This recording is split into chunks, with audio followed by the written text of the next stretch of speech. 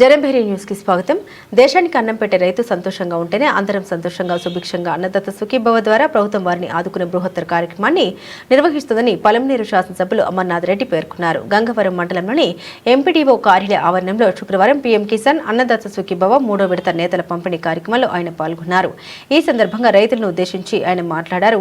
సాగు భూమి ఉన్న ప్రతి రైతు కుటుంబానికి అన్నదాత సుఖీభవ పథకం కింద రాష్ట్ర ప్రభుత్వం 14,000 పీఎం కిసాన్ లో భాగంగా కేంద్ర ప్రభుత్వం 6,000 కలిపి ఏడాదికి 20,000 ఆర్థిక సహాయం అందిస్తున్నామన్నారు.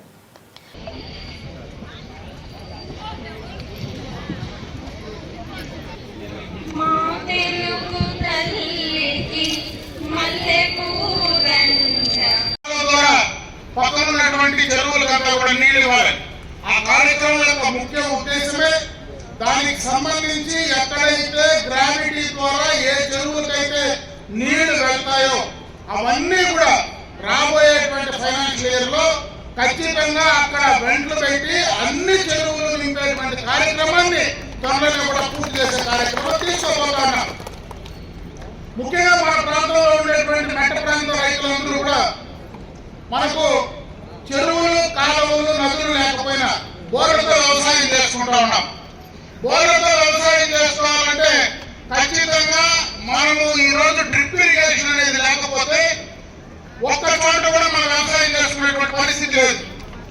ఈ డ్రిప్ ఇరిగేషన్ అనేటువంటి కార్యక్రమాన్ని ఈ దేశంలో మన రాష్ట్రంలో పరిచయం చేసిందే చంద్రబాబు నాయుడు గారు మొట్టమొదటి ముఖ్యమంత్రిగా. గడిచిన 5 సంవత్సరాల్లో డ్రిప్ ఇరిగేషన్ సంబంధించి ఎక్కడ కానీ ఒక మూర ఒక పిచ్చి ఏది కూడా ఒక వైరు కానీ డ్రిప్ పరికరాలు కానీ ఇచ్చినటువంటి పాపన వల్ల ఈ రోజు మళ్ళీ అధికారంలోకి వచ్చినటువంటి కూటమి ప్రభుత్వం డ్రిప్ ఇరిగేషన్ పైన ఎస్సీ ఎస్టీలకు 100% సబ్సిడీతో అందిస్తా ఉన్నారు. 90% బీసీలు బలహీన వర్గాలకందరికీ కూడా సబ్సిడీ రూపాయలు అందిస్తా ఉన్నారు. 10 ఎకరాల లోపల ఉండేటువంటి రైతులకు కూడా 90% సబ్సిడీతో డ్రిప్ ఇరిగేషన్ అందించేటువంటి కార్యక్రమాన్ని ఈ రోజు రైతుల కోసం చేసేటువంటి కార్యక్రమాన్ని ఈ సందర్భంగా కూడా మీ దృష్టికి తెస్తా ఉన్నా. ఇదే కాదు, మన పలమేరు ఈ యొక్క చిత్తూరు జిల్లాలో పడమటి ప్రాంతాల్లో ఉండేటువంటి ప్రాంతం మొత్తం కూడా మనం ముఖ్యంగా పండించేది హార్టికల్చర్ కు సంబంధించినటువంటి పంటలే. ఈరోజు మనం కూరగాయలు పండిస్తాం, పండ్ల తోటలకు సంబంధించినటువంటి పెంపకాలన్నీ కూడా మనం చేసుకుంటా ఉన్నాం.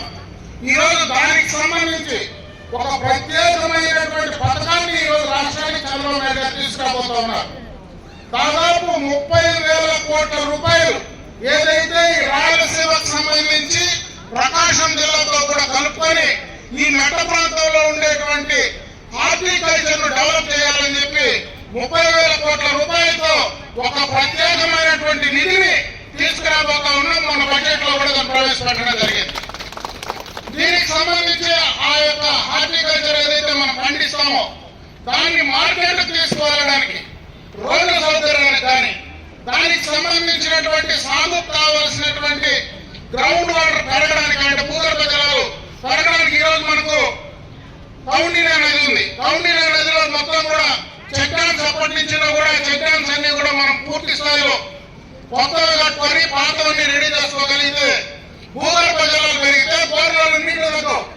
దానికి సంబంధించి కానీ ఈరోజు హంద్రీ రివర్ ద్వారా అడిషనల్ గా ఏదైతే గతంలో ఉండేటువంటి కాలువ కాదు, ఎక్కడైతే హంద్రీ రివర్ ద్వారా ఇంకా సాగుకు సంబంధించి మిగిలిపోయినటువంటి ప్రాంతం ఏదైతే ఉందో వాటిని అన్నింటినీ కూడా కనెక్ట్ చేయడానికి, అదేవిధంగా మార్కెట్ ఫెసిలిటీకి సంబంధించి ఈరోజు ఎప్పటి నుంచో పలమనేరులో ఒక మార్కెట్ సంబంధించినటువంటి మంచి ఇంటిగ్రేటెడ్ మార్కెట్ కావాలని ఎప్పటి నుంచో కోరుకున్నాం. 2018-19లో చంద్రబాబు నాయుడు గారు ముఖ్యమంత్రిగా ఈ యొక్క పలమనేరుకు నేషనల్ హైవే పక్కన ఒక ఇంటిగ్రేటెడ్ మార్కెట్ ఫెసిలిటీ కావాలని చెప్పి ఆ రోజు మనము ఫౌండేషన్ కూడా వేయడం జరిగింది. అయితే గత 5 సంవత్సరాల్లో దాన్ని పూర్తిగా కూడా వదిలేసిన ఈ రోజు మళ్ళీ ఆ మార్కెట్ కావాల్సినటువంటి 33 ఎకరాల స్థలాన్ని మళ్ళీ కూడా మొన్న కేబినెట్ లో క్లియర్ చేసి తీసుకురావడం జరిగింది.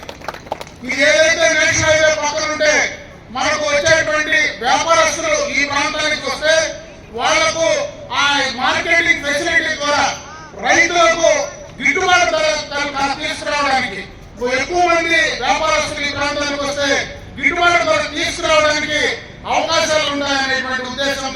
దానిపైన కూడా ప్రత్యేకమైనటువంటి దృష్టి ఈ రోజు ఈ ప్రభుత్వం పెడతా ఉందని చెప్పి సందర్భంగా మీ దృష్టికి తెస్తా